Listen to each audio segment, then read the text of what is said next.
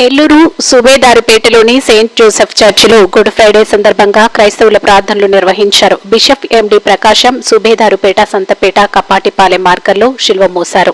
ఆయన వెంట క్రైస్తవ సోదరులు అధిక సంఖ్యలో నడిచారు. అనంతరం ఆయన దైవ సందేశాన్ని వినిపించారు. ఈ సందర్భంగా బిషప్ ఎండి ప్రకాశం మాట్లాడుతూ సర్వ మానవాళి రక్షణకు సృష్టిని అంతటినీ తిరిగి పునరుద్ధరించడానికి యేసు ప్రభువు మనందరి పాపాలను తనపై వేసుకుని శిక్ష అనుభవించారని చెప్పారు. మనకు బదులుగా మన స్థానంలో తాను శిలువనెక్కి తన ప్రాణాన్ని సమర్పించాడని తెలిపారు.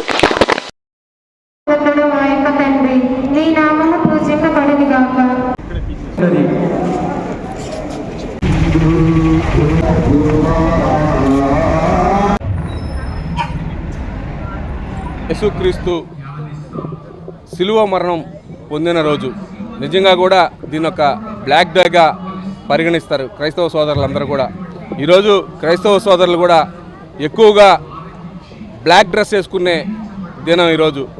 కానీ ప్రభువు మాత్రం ప్రేమ, దయ, కరుణ ఇవన్నీ కూడా ప్రజలందరికీ కూడా, నన్ను నమ్ముకున్న ప్రజలందరికీ కూడా ఉండాలని చెప్పి ఆయన ఈరోజు మరణం పొందినారు. నిజంగా కూడా ఆయన ఒక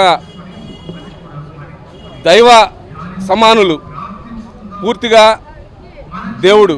ఎందుకంటే ఆయన ఎవరు కూడా ఎంత అంకిత భావంతో కొలుస్తారంటే, ఈరోజు మనం ఎగ్జాంపుల్గా క్రిస్మస్ చూస్తాం, అలాగే వాళ్ళ ఏ పండుగ చూసినా కూడా బ్రహ్మాండంగా జరుపుకుంటారు క్రైస్తవ సోదరులందరూ కూడా. ఈరోజు మీరు ఇక్కడ చూశారు ఎంతమంది వేలాదిగా జనాలు వస్తున్నారు. ప్రతి చర్చిల్లో కూడా, మేము ఇప్పుడు 4-5 చర్చిలు తిరిగాం, ప్రతి చర్చిల్లో కూడా వేలాదిగా జనాలు వస్తున్నారు.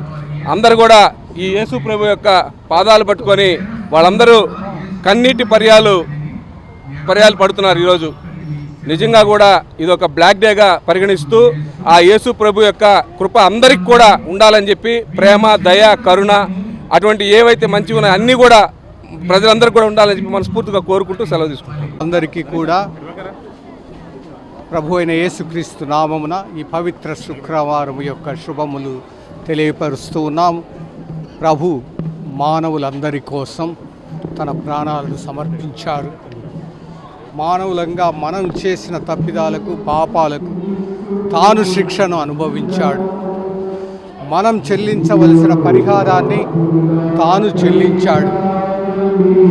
మనము మరణించవలసి ఉండగా, మన పాపాలకు, మన దోషాలకు మనం మరణించవలసి ఉండగా, మన స్థానంలో మనకు బదులుగా ఆయన శిలువనెక్కి మరణించాడు. ఇదంతా ఆయనకు మన మీద ఉన్నటువంటి గొప్ప ప్రేమను, ఆయన యొక్క గొప్ప త్యాగాన్ని తెలియజేస్తూ ఉంది. ఇది ఎంత మాత్రం ఆయన యొక్క నిస్సహాయత కాదు, మన మీద ఉన్నటువంటి ప్రేమ. ఆయన ప్రేమ ఓడిపోలేదు. అందరి శ్రేయస్సు కోసం మనం జీవిద్దాం. జై హింద్. యేసుక్రీస్తు